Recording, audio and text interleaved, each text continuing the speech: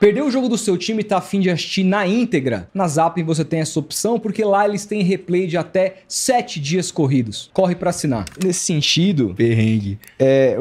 você continua ainda antenada no que tá acontecendo politicamente, acompanhando, é uma coisa que ainda faz parte da sua vida, pegar, ler o jornal, ler os sites de notícias e ver o que tá rolando, ou a partir do momento que você começa a ter que estudar muito, trabalhar com futebol e cada vez mais campeonatos e coisas dali, acaba você dando uma distanciada? Como é que foi? Não, acho que continua. Até porque eu acho que é ligado e até porque os meus amigos não todos trabalham. Então, tipo, tem muito amigo meu que trabalha em sindicato, Então, as rodas de conversa, as pessoas que eu conheço, ou se não, em meios, tipo, Brasil de Fato, Então, tem... Se você não souber, você fica sem ter como conversar com Mas os eu caras. acho que não tem como não saber. Eu não me permitiria viver essa vida De alienação. de ver o futebol, porque até você vê uma coisa no futebol e faz muito sentido. Um racismo, qualquer coisa, um assédio, faz muito sentido de você entender. Por exemplo, o meu doutorado é sobre futebol feminino, mas é uma tese que é a integração Brasil e Argentina, então futebol feminino, Brasil e Argentina, mas baseado no como a gente entende isso pelo feminismo decolonial. Cara, isso eu vou ter que trazer muita política ali, entendeu? Claro. Pra contar essa história. Então, tipo, o tempo todo eu tenho que ficar... Você sabe que eu sinto um pouco de falta disso na ESPN atual? Quando eu olho pra trás, me lembro do, sei lá, do Trajano. Do Trajano, do Canário. O Canário começava o programa, ele abria o jornal... Aí fazia uma crítica política, quem quer que seja. A manchete aqui, a presidente Dilma tá de sacanagem. Aí o Mauro César já comentava, o Lúcio já dava um pitaco. Eu cresci com essa ESPN também. Meu sonho era essa ESPN. E aí os caras meio que hoje adotaram uma parada mais ali. Não vamos tocar em certos assuntos, porque isso talvez não pode não ser interessante pros anunciantes. Eu acho que até toca às vezes, mas eu acho que a gente teve um período muito tenso, que era meio que a questão de você sobreviver uns anos aí atrás, outro presidente. Anos nefastos. Que era meio perigoso a nossa você falar profissão disso. virou um risco, né? Mas, por exemplo, o Hoffman. Eu adoro fazer jogo com o Hoffman de repórter. Ou mesmo de comentarista.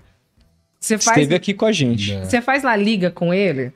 Tipo, se é um time basco, sabe? Ele conta a história. Ele vai contextualizar. Porque, político. Tipo, os caras não estão jogando só por um gol. Os caras estão jogando por uma nação, por um território, por alguma coisa. Esse dia a gente fez também Champions Asiática, que a gente transmite. Sim.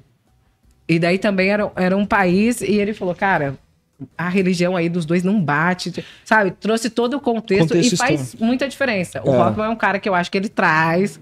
muita coisa ali. Isso é legal daquela demais. ESPN mais raiz. E aí, pra tocar num assunto mais quente, essa semana rolou essa polêmica toda envolvendo aí o filho do Lula. O Lulinha. E aí, assim, pra quem não sabe, né, a ex-mulher dele acusou ele de agressão, falou a respeito de traição, um monte de coisa e tal, enfim, tá pra ser investigado. Há algumas semanas o Lula falou sobre casos de violência, inclusive quando eram a respeito de jogadores, falou a respeito do caso do Robinho, que aí é uma outra parada, o Robinho já foi condenado e tudo mais, o próprio Daniel, que também já foi. E que também já tá solto. Exato. E tem muita gente cobrando do Lula que se manifeste. Até agora ele não falou nada a respeito desse caso. Você acha que ele tem que se manifestar, tem que falar a respeito disso, ou tem que esperar a investigação correr e se for condenado aí ele fala? É claro, porque o Lula não tem nada a ver com isso, é importante deixar claro. Né? Mas é o filho dele envolvido. O filho dele envolvido numa acusação grave. Como que você lê essa história? Tem essa questão que todo mundo fala, né? Ninguém é obrigado a falar de nada. Depende da posição que você ocupa.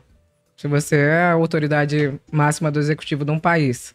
E isso é um caso, que é o que você falou. A gente já tá no olho do furacão por muitos casos acontecendo, muitos casos de pessoas aí, que estão na mídia o tempo todo, que eram ídolos e tudo mais. E daí acontece diretamente com o seu filho. Hoje a gente tem uma mídia que foca muito mais nessas coisas do que em outras questões. E traz isso... Talvez eu não sei se o filho do Lula seria notícia em uma outra época, entendeu? Sim. Mas fato que aconteceu. E você precisa.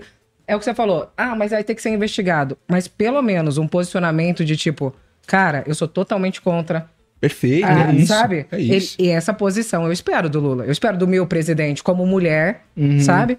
Que quer andar segura, quer entender que o governo e, enfim, todos os braços do governo vão disponibilizar ferramentas para te acolher se algo acontecer ou tudo mais, entendeu? Ele não precisa defender nem condenar o filho dele. Sim. Porque ainda tem que ter uma investigação, mas um posicionamento... Poxa, eu não tô cobrando o posicionamento, sei lá, do porteiro, do meu pai, do presidente, que no caso é pai do cara, entendeu? Concordo totalmente. Concordo totalmente. É o que eu comentei no WhatsApp. Tipo, se fosse do outro lado da trincheira, nós aqui desse outro lado estaríamos tacando Cobrando pedra, também. cobrando. Muito. E às vezes até nem se surpreendendo com o silêncio, porque talvez do outro lado isso Talvez não é crime. não do é outro crime, lado, passe do batido. Do outro lado, a parada seria outra. E é negócio de mexer dentro da Polícia Federal para livrar o próprio filho então. e destituir o presidente da polícia. Né? A gente sabe como é que o outro governo se comportou tocava. com relação a isso. Sim. Né? Mas não é por conta disso que a gente tem que deixar de cobrar Claro. o posicionamento do Lula. Isso Eu é acho que tem que ser. importantíssimo.